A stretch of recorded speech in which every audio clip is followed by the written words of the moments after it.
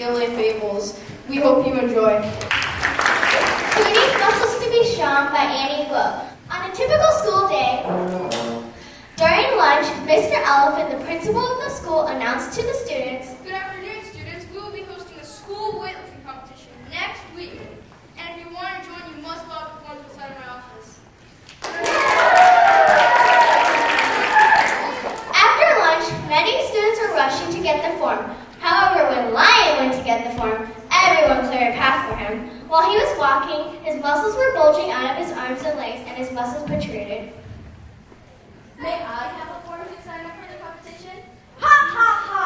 Sure, go ahead and suit yourself, but you won't be able to beat that lion over there.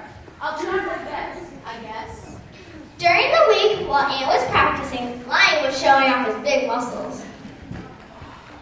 1, 2, 3, 4, 5, 6, 7, 8, 9, 10. As Ant was struggling with his push-ups, Lion sat under the sun enjoying a big hunk of meat. As the week progressed, Ant started feeling more confident. On the other hand, Lion was hanging out with his friends. Although I may not be able to beat that mighty lion over there, I'll still be able to try my best.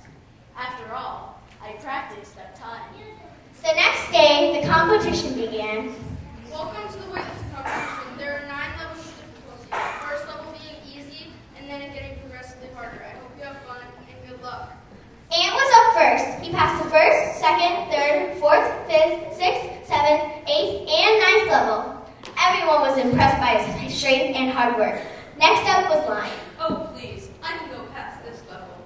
As Lion finished the 8th level, which consisted of lifting bricks, he was breathing so rapidly that he fell down, and clearly he was out of shape. How'd you do that, Ant? It's called practice. The crowd cheered and clapped, and little Ant. And the moral is, hard work always pays off at the end, even if the odds are against you.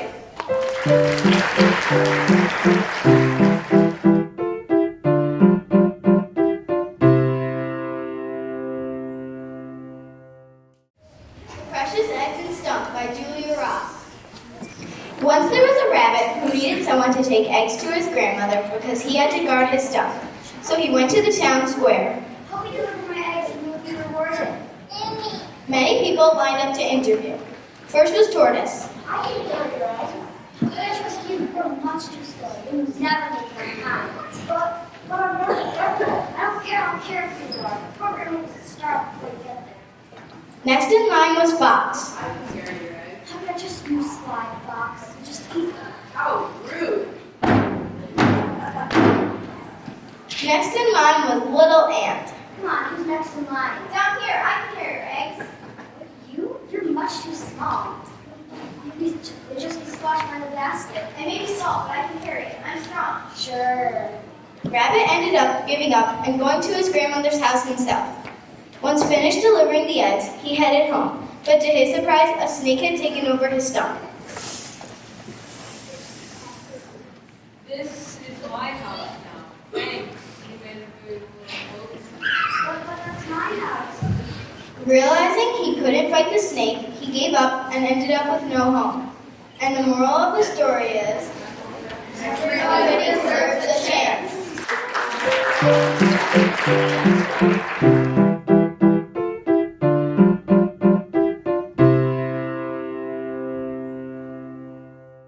The Festive Feast by Elise Murphy.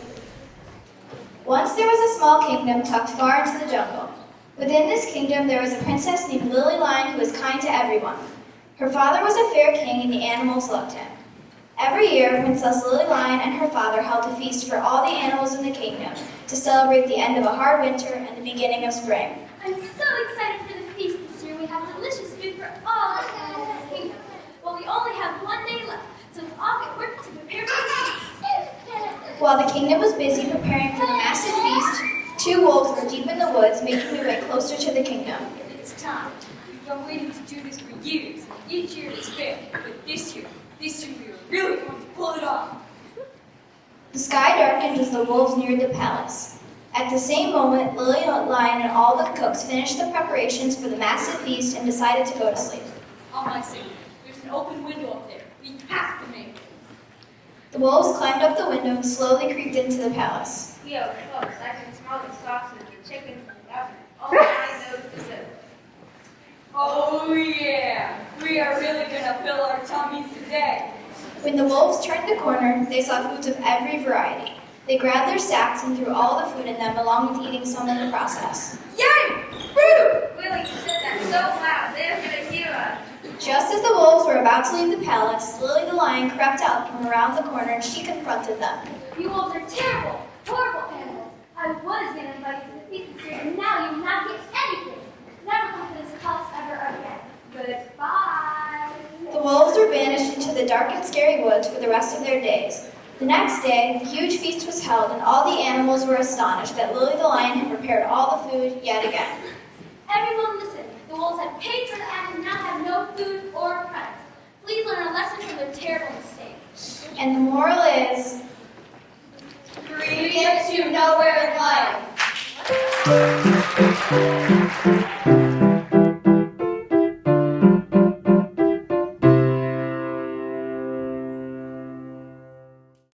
Giving and Receiving by Shira Derry. One fine summer evening, Lion was taking a stroll. Suddenly, he spotted a small rabbit standing on a tall tree. Help! Help! I was hopping along when a large bird snatched me with its long, sharp talon. Then it placed me on this branch next to its nest. The next moment, it spotted a squirrel with bushes. Can you please help me down? Ha ha! Why would I help you? I don't know you, and first I have a very tall tree. Enjoy your last moments while you can. Then, as if nothing happened, Lion turned around and walked away.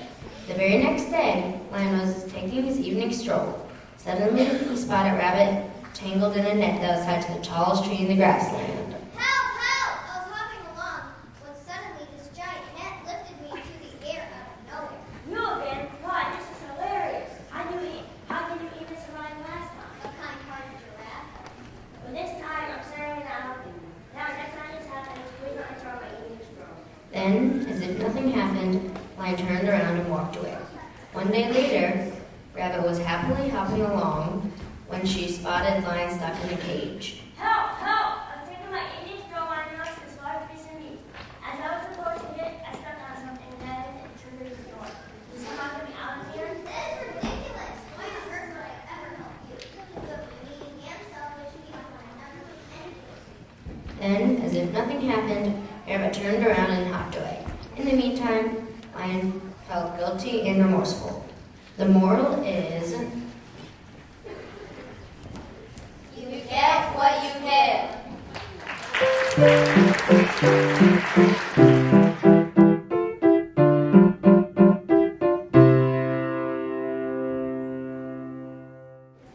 Master Hawk by Tyler Doss.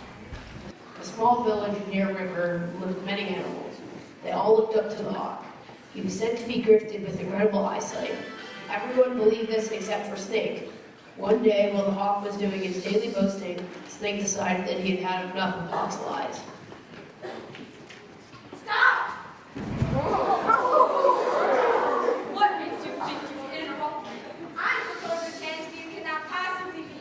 We have been deceiving the townspeople in your lies. Your eyesight is no better than a bat's. Do not disrespect Hawk.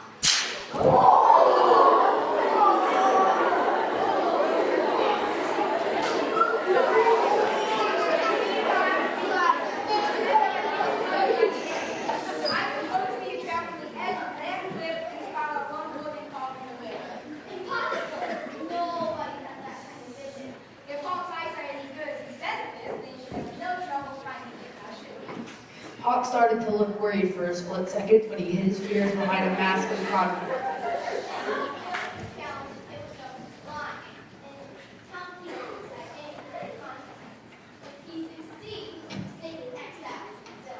Well, I will catch 7 golden carps. Even though Hawk was boasting that he could get 7 golden carps, on the inside he was nervous. He knew that he really couldn't do so.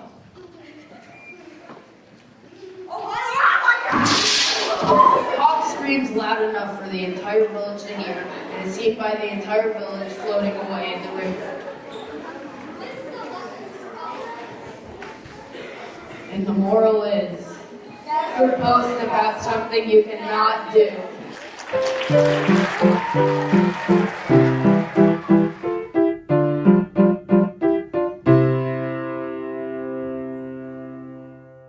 The Lion, the Rabbit, and the Mouse by Kimberly Bentley.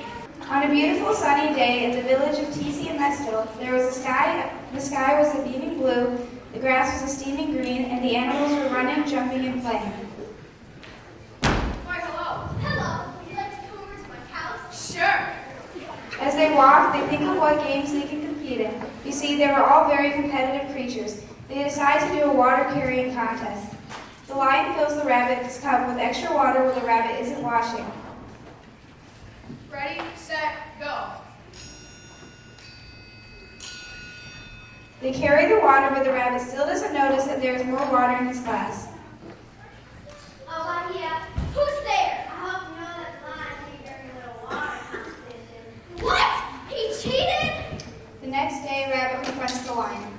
Why did you cheat my stuff? I'm so sorry. I didn't think you would ever find out. It's okay. Please don't do it again. I promise I won't.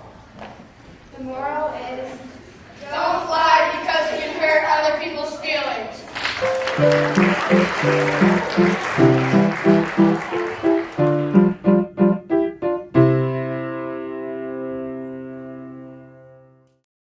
The Pig and the Genie by Edward Lane.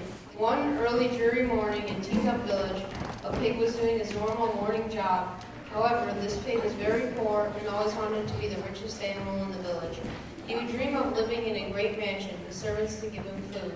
Many animals, however, respected the pig and thought of him as a friend. The pig was also very kind to other animals, and many animals knew this as well. The cow, the shopkeeper in the village, had a very special cup that held a magical genie, which she was willing to give to the pig as a present for his kindness. Hello, pig. Why, hello, cow. How are you on this gloomy morning? I thought that because you are very kind, I would give you a special present, kind of as a reward. Why, how thoughtful of you.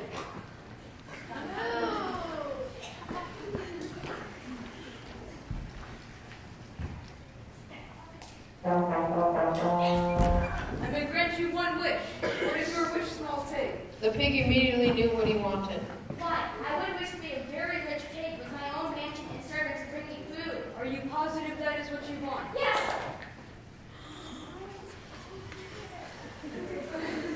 Magically, the house transformed into a giant mansion. The pig was very excited, but the genie went back into his cup and disappeared. The pig ran up the hill and entered his new house. Tables full of food lay in the dining hall, with animals bustling around to serve their new master. However, months passed, and slowly the pig was beginning to feel bored of his home. He had everything he wanted, plenty of food and money, a large bed to sleep in, a pool, his own garden, and much, much more. However, he no longer had any friends. The other animals no longer wanted to play with the pig, for he was too greedy and selfish. I have an idea. The pig raced back to his old work field. He found the small cup, which was now rusted from weather and covered with mud. He threw open the lid, and the genie burst from the cup. Please reverse my wish. I want my old life back. I want my friends and neighbors again. Well. I guess you have realized the great consequence of your wish. Yes, I guess I have. Well, I will reverse the wish on one condition. You shall never want anything more than what you need. You shall go back to what you had before. Okay. The pig's mansion disappeared, and his old tiny house lay back in its place. The genie went back into the cup, and the pig took the cup to return to the cow. He gave his sincere apology to every animal in the village, especially the cow, and told her that he would prefer to never see the cup again.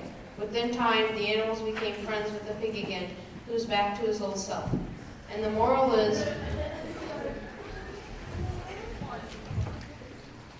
it is always healthy to want, but giving up everything for those wants will lead to great despair.